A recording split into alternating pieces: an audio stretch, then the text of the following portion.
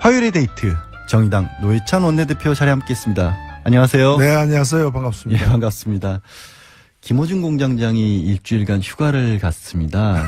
사실 이제 문자도 막 보내주시는 게 총수 안 나오는겨, 김어준 어디 갔노, 나와라, 뭐 이런 식의 문자도 들어오고 있는데 네.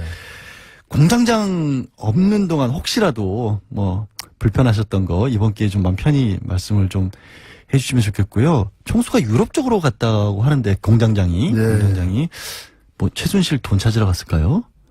아, 그렇습니까? 공장장 지금 없기 때문에 제가 솔직하게 말씀드리면 네. 제가 그 공장장을 처음 본 게 한 거의 20년 다 돼 가거든요. 아, 15년 예. 전인가 그 딴지일보 처음 네, 만들고 할 때 홍대 앞에서 길거리에서 이렇게 만났는데 그때에 비해서 용모가 많이 이렇게 개선됐어요. 개선된 거예요? 예, 예. 그래서 인간에게 무한한 가능성이 있다는 걸 보여주고 있는, 아니, 앞으로도 더 개선될 수도 있지 않겠는가 생각돼요. 지금 일반적인 사회적 인식과 정반대되는 말씀을 그게 해주셔서. 굉장히 개선됐다는 거죠. 지금 그게 개선된 그래서 겁니까? 예. 본인도 자신감을 가져야 돼요. 더 개선될 수 있다는 거죠. 전혀 뜻밖의 말씀을. 뭐 예. 스위스 갔다는 소문도 있던데 예. 돈을 찾으러 간 건지 예. 아니면 쓰고만 올 것인지 그건 이제 갔다 온 뒤에 한번 보고를 받아야 될 것 같은데요. 수사를 해야 될 것 같습니다. 제가 생각했을 때. 이제 웃으면서 시작을 했지만 사실 오늘이 이제 제62회 현충일이지 않습니까? 그렇습니다. 예, 오늘 대표님도 현충원 네, 기념식 저도 이 참가하시죠? 방송 마치고 예. 또 현충원에 가서 또 추모의 참배를 또 해야 되겠죠. 예. 네. 사실 지난 뭐 박근혜 정권에서도 그랬었고 이제 보수 정권에서 네. 안보를 굉장히 강조를 많이 하면서도 네. 방산비리라든가 이런 끊임없는 안보 장사도 끊이질 않았거든요. 어떻게 보면 현충일의 정신에 가장 반하는 일들도 많이 벌어졌다라고 생각이 되는데 그 부분에 대해서 혹시 해주실 말씀 있을까요? 예, 이 뭐 상징적으로 보자면은 이 오늘이 이 나라를 위해서 희생하신 분들을 추념하는 날이지 않습니까? 네, 예. 그리고 이걸 평시에 이걸 다루고 있는 부처가 보훈처거든요. 네. 근데 이제까지 보훈처 그 수많은 이제 그 보훈 가족들이 요구에도 불구하고 보훈처장이 차관급이었어요. 예. 지금 이번 정부가 들어와가지고 정부 조직법을 지금 개편하고 있는데 그 어제 개정안에 대한 보고를 받았습니다만은 이번에 보훈처장을 장관급으로 격상하는 내용이 들어있어서 물론 그것이 다는 아니겠습니다만은 이 보훈 문제를 또는 나라를 위해서 희생한 분들에 대한 우리 국민적 예우를 어떻게 다루느냐 하나의 어떤 시금석이 되지 않을까 저는 그렇게 생각을 하고 있습니다. 예. 사실 이제 현충일이기도 하고 사실 국민들은 보면 저도 이제 국립묘지를 가고 그럴 때 보면 묘비들 보면 항상 가슴이 먹먹해지고 그렇거든요. 근데 국민들은 이렇게 나라를 위해서 열심히 희생을 했는데 정작 높은 분들이 그런 자세가 있느냐. 이번에 사드 보고 누락이 있었지 않습니까? 네. 청와대에서 어제 발표하기로는 국방부 국방정책실장이 뭐 그렇게 보고를 누락했다. 그래서 일단은 직무 배제 이렇게 하는 건데 이 보고 누락 경위 같은 것들이 미국하고 비공개 합의를 있었기 때문에 그랬다라는 거 이것 자체가 굉장히 석연치가 않아요. 미국하고 비공개라는 거는 사실은 언론을 통해서 얘기하지 말라는 뜻이죠. 그렇죠. 예, 언론에 얘기하지 말라는. 그러니까 지난 정부의 황교안 그 대통령 권한 대행에 대해서도 보고했다는 거 아닙니까? 예. 그 미국의 당부가 있었음에도 불구하고 결국에는 이 기밀을 갖다가 함께 다루어야 될 어떤 그런 직속 상관들에 대해서도 감췄다는 거죠. 정파적으로 감췄다는 거죠. 정치적인 문제라는 그렇죠. 거죠. 그러니까. 그래서 저는 의도가 대단히 불순하고 그 자체가 사실은 잘못된 그 행위죠. 예. 자기 임무를 위반한 거죠. 그래서 국방부 국방정책실장 선에서 이렇게 끝날 문제는 사실 아니라고 봅니다. 예. 그럼에도 불구하고 아마도 좀 미국을 의식해서 더 이상의 확산을 막기 위한 조치가 아닌가 이런 생각도 들고요. 예. 아니 말씀하신 것처럼 그러면은 한민구 국방장관이나 김관진 전 국가안보실장 사실은 나아가서는 황교안 권한대행에게 보고는 했었다고 하니까 네. 하다못해 황대행이라도 이제 문재인 대통령에게는 정권 2양기에 이런 부분을 알려줬어야 하는가 하는 생각이 드는 게 당연한 거 아닐까요? 예, 그걸 뭐 당연하고요. 못했다면은 그걸 이어받아서 해야 될 사람이 이제 한민구 장관이죠. 왜냐하면 김관진 안보실장은 이미 그만둔 상태였기 때문에. 그런데 이제 한민구 장관도 그렇게 하지 않았고 결국에는 이제 애초에 그 문서를 갖다가 실무자에게 그 삭제하도록 지시한 사람은 국방정책실장인데 그 삭제된 문서를 본 사람은 또 한민구 장관 아니겠습니까? 봤다는 거잖아요. 분명히 그렇죠. 보고 본인도 그거에 대해서 아무 말 안 했기 때문에 통과가 됐을 거 아니에요. 그렇습니다. 아, 참. 이번에 또 사드와 관련돼서 얘기 나온 게 꼼수 논란이 참 끊이질 않는데 네. 환경영향평가도 이게 뭐 피하기 위해서 33만 제곱미터 이거를 밑으로 설계하면서 무슨 말발굽 모양으로 땅 모양을 만들어 놨다고요. 이렇게 해서 간이 통과를 시켰다고 하는 건데 만약에 이런 부분을 다시 한다면 사드 배치가 지금 중단될 수도 있는 상황이라고 보세요. 어떻게 봐야 될까요? 예, 뭐 사드 배치를 매일매일 해 뭐 꼭 한다기보다는 일단 이미 그 발사대 2대가 현지에 배치돼 있고 레이더는 그 현재 지금 가 있는 것이고 나머지 4개의 발사대가 지금 배치가 안 된 상태이고 부지는 사실은 확정은 됐지만 조성은 안 돼 있는 예. 그런 상태입니다.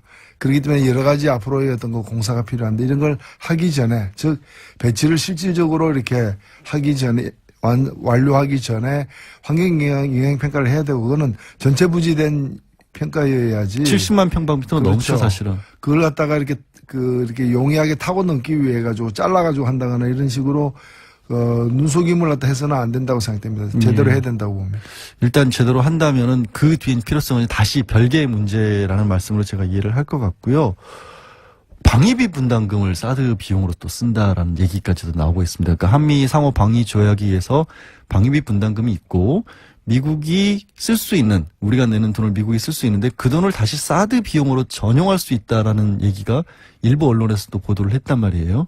이렇게 되면은 결국에는 우리가 사드 비용을 사실상 부담하는 게 아니냐라는 그런 생각까지 할 수밖에 없는 상황이 됐는데 이게 지금 적절한 상황이라고 보세요? 아니면 이게 계속해서 미국이 이걸 핑계로 해서 뭐 비용을 올릴 그런 뭐 이 문제 아니더라도 방위비 분담금을 갖다가 올리려고 하는 그런 트럼프 정부의 여러 가지 시도가 이렇게 확인이 된 바가 있습니다. 예. 근데 우리가 지금 다른 나라들에 비해서 예를 들면 미군이 주둔하고 있는 독일이나 일본에 비해서 방위비 분담금을 적게 내는 게 아니에요. 그렇죠, 사실은. 특히 GDP 대비해가지고 제일 많이 내고 있고요. 아니 땅값만 해도 얼마인데요? 예, 그리고 사실 우리는 지금 토지가 공유되고 있는 데 대해서는 그 비용을 안 받고 있습니다. 안 받고 있죠. 다른 나라들은 그 비용을 내기도 하거든요. 예. 뭐 그런 점에서 공짜로 땅 쓰게 하는 것까지도 다 비용으로 환산을 해서 사실은 해버리면은 지금도 많이 부담을 하고 있고 거의 한 20년 사이 지금 15년 사이에 우리가 내고 있는 지출하고 있는 방위비가 그 방위비 분담금이 2배로 늘었어요. 그렇게 계산하면 솔직히 우리가 뭐 15년 사이에 월급이 2배로 는 사람이 있습니까?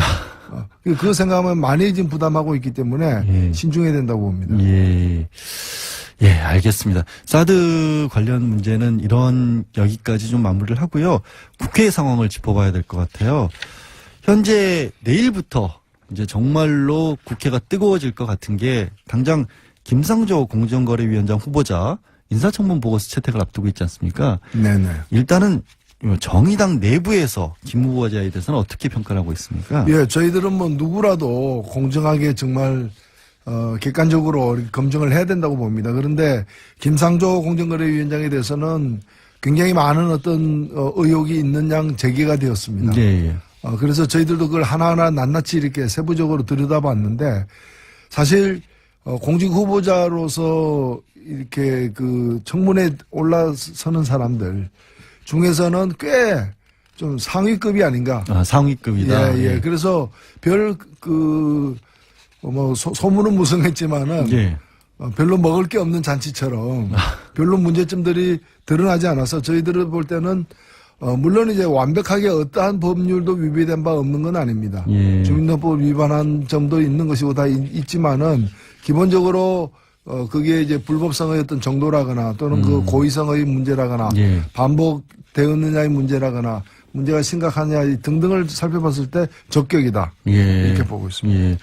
그런데도 불구하고 일단 자유한국당 같은 경우에는 자유한국당에서는 이거를 국회 일정 거부까지 하겠다, 보이콧 하겠다, 일방적으로 만약에 강행을 할 경우에는 이런 식으로까지 나오고 있어요. 자유한국당의 이런 대응에 대해서는 어떻게 평가를 하실 수 있어요? 예, 뭐 자유한국당이 자기들의 생각을 갖는 거야 누가 뭐라고는 할 수 없을 텐데 예. 문제는 뭔가면은 국회가 자유한국당만으로 구성된 게 아니잖아요. 그거야 그렇죠. 이제 제1야당이니까 어찌됐든. 제1야당이지만은 지금 국회의 그 의석의 3분의 1만 차지하고 있을 따름이고 나머지 3분의 2를 차지하고 있는 4당의 경우에 찬성하는 당도 있고 그 좀 반대하는 당도 있지만은 일단은 청문회를 열어가지고 통과는 시키자라는 데 대해서는 이의가 없거든요. 그러면 3분의 2가 자기하고 견해가 다르다고 해가지고 3분의 1을 견해를 가지고 있는 쪽이 국회를 보이콧한다? 만약 자기하고 견해가 같으면 나머지 부분들이 할 거 아니에요. 그럼 다를 때는 안 할 거면 어느 경우든 3분의 1의 견해가 우선적으로 반영돼야 된다는 얘기인데 이런 억지가 세상에 어디 있습니까? 그럼 작년에 우리 국민들이 그 총선을 왜 했습니까? 국민들이 총선해가지고 그 당을 3분의 1로 만들어 놓은 거거든요. 그렇기 때문에 국민들 뜻에 따라야 되는 거죠. 그렇죠. 사실 그런데 이낙연 지사 인준할 때는 아예 또 국회에 들어가지도 않았었고 그러다 보니까 이런 얘기가 나오는 게 사실 더불어민주당 추미애 대표는 이제 자유한국당이 이른바 김상조 때리기를 하는 게 뒤에 재벌이 있는 게 아니냐 이런 얘기가 나둔다는 그런 것까지도 언급을 했어요. 물론 이제 자유한국당은 뭐 이게 명예훼손이다라고 맞서고 있고 이런 식으로 만약에 정말로 재벌을 비호하기 위해서 이게 공정거래위원장 후보를 때리는 게 이게 가능한 상황입니까? 국회가 자유한국당이? 이 김상조 후보자에 대해서 제기되는 의혹들이 실제로 다른 공직 후보자들에 비해서도 굉장히 이제 좀 작은 의혹들인데 이걸 갖다가 굉장히 크고 강하게 이렇게 소문난 잔치처럼 이걸 몰아치는 것은 그 진짜 문제가 있어서라기보다는 문제 있는 것처럼 만들어서 낭만시키거나 아니면 앞으로 공정거래위원장으로서의 그 활동을 갖다가 제대로 못하게끔 상체기를 많이 내자라는 그런 의도가 있는 게 아니냐는 의혹이 있는데 저는 그 의혹이 근거가 없다고 생각지 않습니다. 왜냐면은 우리가 다 잘 알고 있는 것처럼 자유한국당에게 재벌은 오랜 고객 아닙니까? 그리고 주요 고객 아닙니까? 그리고 또 이 두 집단이 하나의 경제 권력이고 하나는 정치 권력인데 오랫동안 협치를 해온 거 아니에요? 이 자유한국당 이 협치를 우리가 좀 학술용어로다가 정경유착이라고 부릅니다. 그게 그렇게 연결돼. 그리고 이 협치의 가장 잘못된 어떤 그 사건이 바로 박근혜 국정농단이 뭡니까? 자유한국당이라는 정치 권력과 그리고 정경련이라는 그 재벌. 당신은 물론 새누리당이었습니다만은 그의 어떤 잘못된 만남, 부적절한 관계를 지속하다가 생긴 사고 아니에요. 그렇기 때문에 저는 자유한국당이 분명히 알아야 될 그 자유한국당의 오랜 고객, 그리고 협치 관계, 그 내연의 관계인 정경련, 그 정경련이 국민들에 의해서 해산 요구를 당하고 있거든요. 그런 마당에 이제 이 오랜 고객과의 관계를 끊어야 됩니다. 이 관계를 끊지 않는다면은 자유한국당도 정경련과 함께 해산당할 것이다. 협치가 여소야대 전국에 필요한 게 아니라 자유한국당과 지금 정경련이 재벌들이 해오고 있어요. 그러니까 국회를 이루고 있는 다른 정당들과 협치해야 되는데 자꾸 이제 정경련하고 협치하고 있는 거죠. 오늘 크게 한 수 배웠습니다. 지금 근데 이런 분위기에서 사실은 이제 정의당의 지금 정의당 같은 경우는 어쨌든 더불어민주당과 많이 뭐 그 결을 같이 하는 부분이 많이 나오고 있는데 저희들은 그런 게 아니고요. 더불어민주당과 결을 같이 하는 게 아니라 국민의 상식과 결을 함께 하고 역시 노회찬 의원이십니다. 근데 이제 제가 여쭤보려겠던 게 왜 이런 말씀을 꺼냈냐면 그런데 자유당 어쨌든 정의당과 민주당이 있는데 캐스팅 보트를 결국 쥐게 된 게 양쪽에 이제 바른정당과 자유한국당이 있다 보니까 국민의당이란 말이에요. 근데 국민의당이 바깥에 공식적으로 내놓는 의견과 또 내부에 예를 들면 박지원 전 대표라든가 이런 분들의 목소리가 달라요. 이거는 어떻게 가야 될까요? 국민의당은.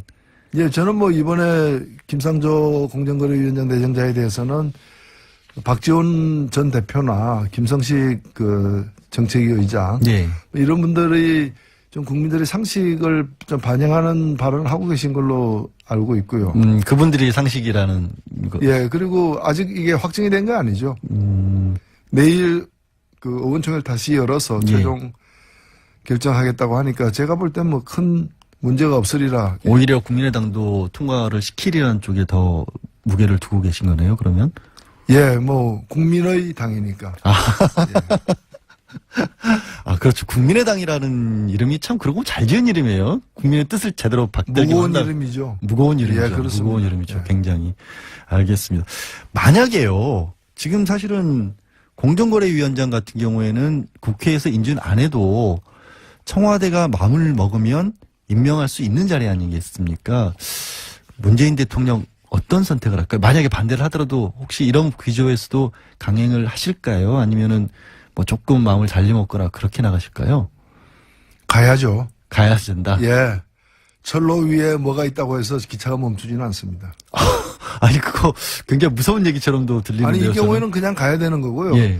지금 제가 볼 땐 자유한국당도 과거에 자기들도 그랬지만 이번 경우에 그 임명을 할 거라는 걸 알고 있어요. 다만 특히나 이제 공정거래위원장이고 재벌을 예. 단속하는 부분이니까 예. 여기 좀 여러 가지 이제 좀 오물을 투척하고 싶은 그런 생각에서 지르고 있는 거죠. 예, 아, 제가 인터뷰를 사실 처음 해봐서 막상 들을 때보다도 직접 들으니까 더 참, 예, 세네요. 아니요, 저는 뭐, 사회 구사하는 단어가 몇 개 안 되다 보니까 생활적 용어가 많습니다. 알겠습니다. 내일요, 이제 사실 다른 분들도 청문회가 계속 이루어지지 않습니까? 뭐, 김희수 헌법재판소장 후보자, 김동연 경제부총리, 또 강경화 외교부 장관 후보자 이런 분들 인사청문회가 내일부터 줄줄이 열리는데 특히 강경화 후보자 같은 경우에 많이들 지적들을 하는 것 같아요. 일부 언론이라든가 아니면 특히 뭐 자유한국당에서도 그렇고 바른정당이나 국민의당도 마찬가지고 강경화 후보자에 대한 전망은 어떻게 혹시 보고 계세요? 제가 볼 때는요. 앞으로 이제 장관들이 지금 겨우 뭐 실제 국무위원은 몇 사람 내정 안 되지 않았습니까? 예, 예. 이제 뭐 정치인들 몇 분이 계시고요. 제가 볼 때는 수가 적어서 그렇지 수가 앞으로 더 이게 청문회 대상인 분들이 더 많이 발표가 되면은 좀 다양한 어떤 문제 제기들이 이루어질 거예요. 지금은 어찌 보면은 좀 제법 긴 시간 동안 거의 2주에 가깝게 강경화 후보자가 몇 사람만 이렇게 딱 외롭게 있다 보니까 표적이 집중돼 가지고 작은 문제도 침소봉대돼서 이렇게 되어가고 있는 것 같은데요. 저는 일단은 강경화 후보자 같은 경우에는 또 새로운 다른 어떤 문제 제기가 나올 수도 있기 때문에 청문회를 더 지켜봐야 된다고 생각되고요. 다만 이제까지 제기된 문제 중에서는 뭐 콘도를 갖다가 이렇게 공동명의로 자녀와 공동명의로 증여세 안 해서 냈다. 증여세 포탈 의혹이 있는 부분에 대해서는 몇 달 후에 다시 이렇게 팔았죠. 팔았고 팔았을 때 판 돈을 갖다가 공동명의자인 미성년 자녀에게 준 게 아니라 그냥 이제 아버지가 가져간 거기 때문에 애초에 돈을 낸 것도 아버지였고 판 뒤에도 다 아버지가 회수했고 그러니까 그렇죠. 이제 정의가 아닌 거 정의 행위가 없었던 거고 뭐 자유한국당의 문제 제기를 따르더라도 뭐 이 증여세 포탈 미수범 포탈 하려다가 의사가 없었지만 하려다가 아니, 미수에 그친 미수가 아니죠. 이제 의사가 없었죠. 미수도 의사가 없으니까 미수는 아닌데 하도 의사가 있었다고 주장을 하니까 하여튼 증여는 실현되지 않았던 것이기 때문에 원인 무효가 된 셈이라고 보고요. 문제 제기의 원인이 무효됐다고 보고 그다음에 학교 가기 위해서 이제 이화 요구 가기 위해서 소위 위장 전입했다는 부분에 대해서는 좀 납득 안 가는 부분이 있어요, 저는. 왜냐면은 당시 이화 요구는 그 학교 가기 위해서는 그 동네 살아야 되는 학교가 아니었거든요. 공동학군이어가지고 다른 지역에 살더라도 그 학교 갈 수 있는 그 공동학군이기 때문에 이화 요구 가기 위해서 위장 전입한다는 말 자체가 성립이 안 되는 말이에요. 아, 굳이 그럴 필요가 없었다. 그럴 필요가 없었죠.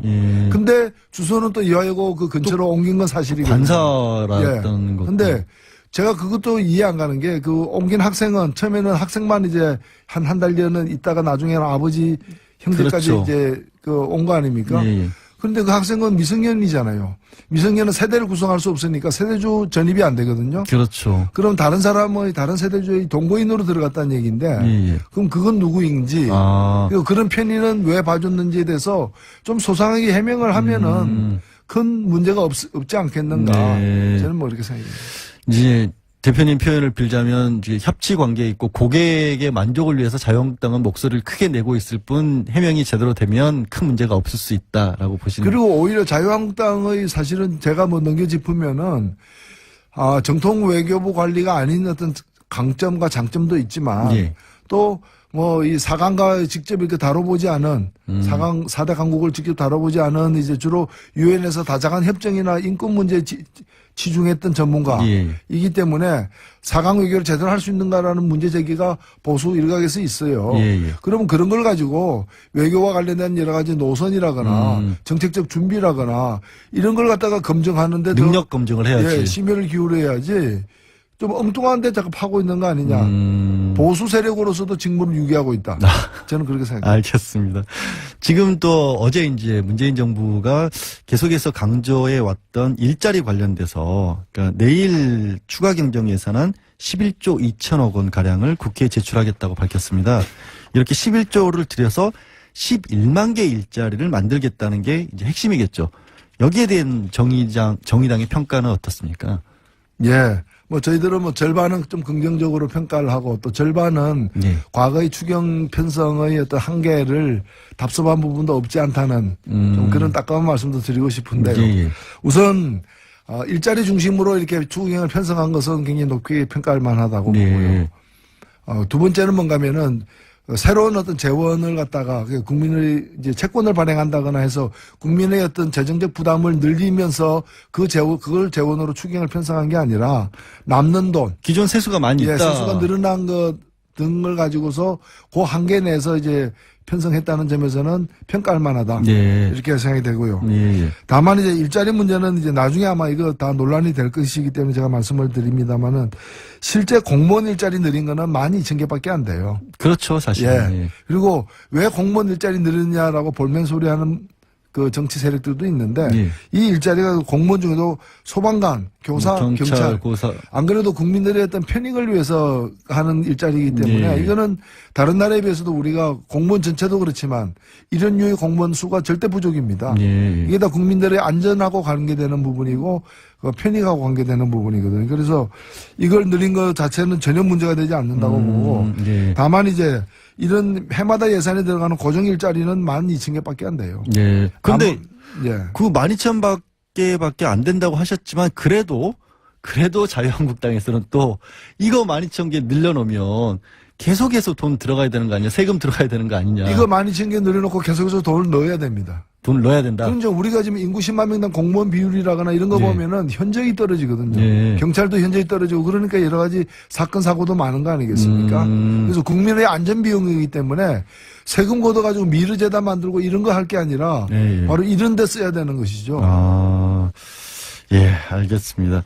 좀 시간이 많이 남지 않아서요. 다른 당 상황 계속 자유한국당 얘기를 좀 해오긴 했습니다만은 사실은 홍준표 전 경남지사 공항에서 돌아오는 장면 보셨죠? 그 많은 지지자들까지 모아서. 그런데 막상 또 자기 자유한국당 내에 대해서는 뭐 바퀴벌레 뭐 이렇게 얘기를 했기 때문에 당권 도전을 하는 홍준표 지사에 대해서 뭐 반대에 있는 홍문정 의원은 잠이 안 올 지경이다라는 식으로까지 불편한 심기도 드러내고 있어서 홍대 비용이다는 얘기가 나오고 있는데 홍 전 지사 당권 장악 가능할까요? 홍준표 지사의 그 자유한국당이 결정하는 문제죠. 문제고 뭐 별다른 그 당권 장악할 만한 자격과 능력이 있느냐의 문제와 또 한국 보수를 대변할 수 있는 분이냐의 문제와 그다음에 그 내 경쟁자가 있느냐의 문제는 딴 문제이기 때문에 어찌 보면은 그 문제가 이제 많죠. 잠이 안 온 분도 계실 정도니까. 그런데 그 내 다른 경쟁자가 없으면 또 되지 않겠습니까? 어찌 보면은 자유한국당의 어떤 철학과 정신과 가치관, 윤리 이 모든 걸 갖다가 가장 잘 보여주고 있는 인물인 것은 분명하다. 이렇게 생각됩니다. 그게 분명하게 보여주고 있는 분이라고 생각을 하세요? 자유한국당이 원래 그런 당이에요.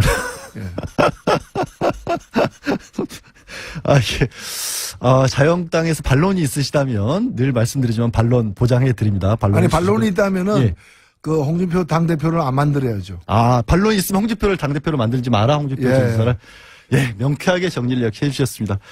더 듣고 싶지만 시간이 역시 부족하네요. 오늘 말씀 고맙습니다. 지금까지 오늘 말씀 고맙습니다. 예, 용모가 단정한 또 우리 양 변호사님하고 같이 하니까 좋습니다. 예, 반갑습니다. 예, 고맙습니다. 예, 지금까지 정의당 노회찬 원내대표셨습니다.